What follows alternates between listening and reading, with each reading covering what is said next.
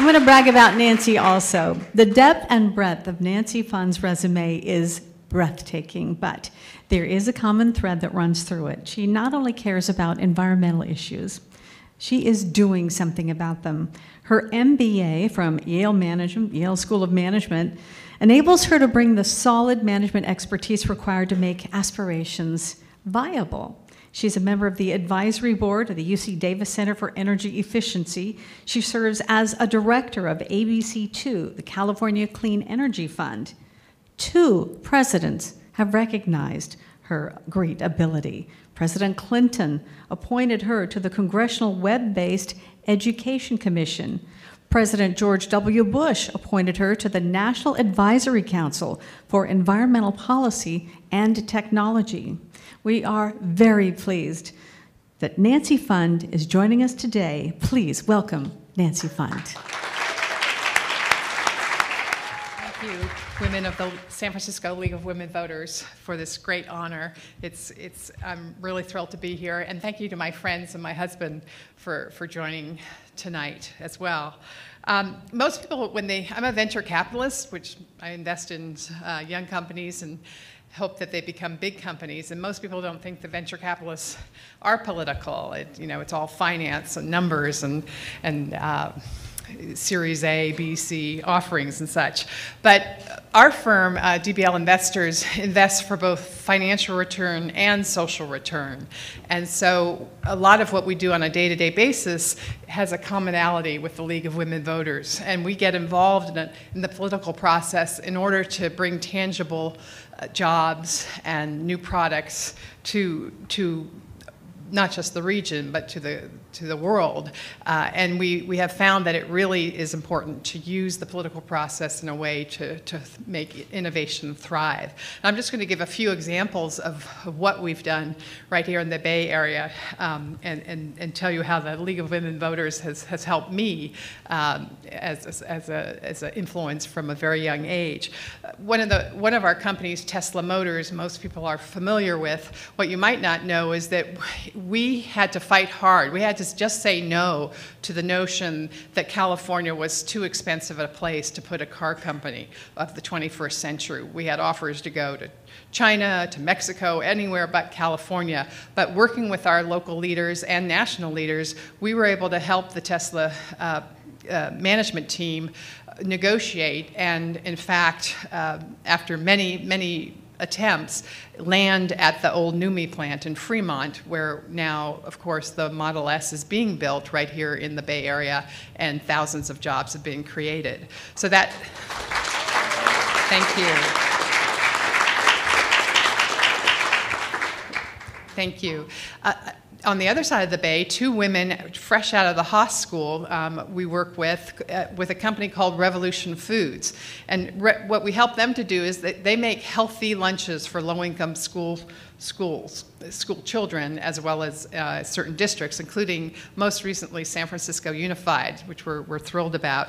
Instead of the French fries and hamburgers, they serve nutritious, very delicious meals at a very low price point.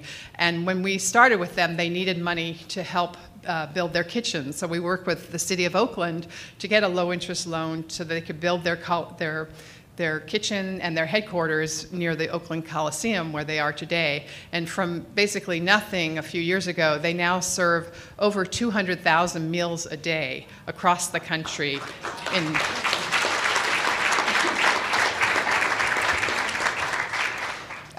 Cheryl mentioned my interest in the environment, which is very important to me, and my first job out of college was working for the Sierra Club. Solar City, one of our companies that's headquartered in San Mateo, has had a huge impact. When we looked at them a few years ago, they had less than 60 people. Today they employ over 2,800 people, putting solar on rooftops, getting the financing together. And we have worked with that company with political leaders at all levels to make solar affordable and to keep the solar jobs right here in our own communities, and to reduce the carbon load of our energy footprint. And so we've been very proud to see that company grow, and it wouldn't have happened without the commitment of the political leaders, especially here in this region and across the country. I want to, just because this is the League of Women Voters, one of our companies called Ecologic was founded by a woman named Julie Corbett over in Oakland. And this is what Ecologic makes. It's a molded paper fiber bottle. This happens to be 7th generation laundry soap. Safeway also uses our bottle for a similar product. All those plastic jugs in your laundry room or in your refrigerator that end up really in landfill. I'm sorry to tell you that a lot of them don't get recycled. This is a compostable paper fiber outside with a very thin plastic pouch inside. 60% less plastic goes into this, and you can just pop it open and put it in your compost heap. Julie and her team used to have to work with a Taiwanese manufacturer because the skill set wasn't local to get these molded paper bottles. We worked with officials. They're headquartered in Oakland, but also in the Central Valley, and we were able to, because of the political process and negotiations, get a facility that we're just now leasing in Manteca to build these bottles right here and bring those jobs home, bring them to an area in the Central Valley that needs those jobs. And so that's, again, the combination of business and politics can be very rewarding, not just to the business, but to society as a whole. My last example is, I think, everyone's favorite company, Pandora Internet Radio, over in Oakland. The people at Pandora just love music, obviously, but they also like to get other people to love music. And we worked with them several years ago to adopt a school. We worked with the superintendent of schools in Oakland so that they could teach music. And this school had long ago lost its music budget, and they go in there, and they've been doing this for over 4 years. And for the students that get to be in those classes, it's a high point of not just their social experience, but their pedagogical experience as well. So I could go on and on about how proud I am about our entrepreneurs and how powerful that connection between politics and business can be. But tonight I'm just going to close by answering a question that I often get asked. Why are you doing this? Why did you start a firm that combines disciplined investment expertise with the creation of social, economic, and environmental improvement? And the reason really starts with the League of Women Voters. And that's because one of my earliest influences was watching or joining my mother get involved in get out the vote drives or national campaigns, local campaigns, working for our schools where I grew up in Newton, Massachusetts.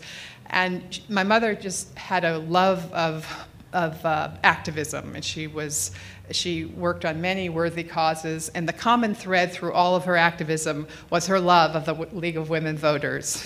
She had meetings from when I was just a very small child, and her whole social fabric was wrapped around the League of Women Voters. And while she passed away many years ago, I know that she would be very happy to be here tonight to see how thriving the League is and how important it is, and especially to see that a few of her lessons in civic responsibility actually had an effect on her daughter. So thank you so much for the honor of being here tonight.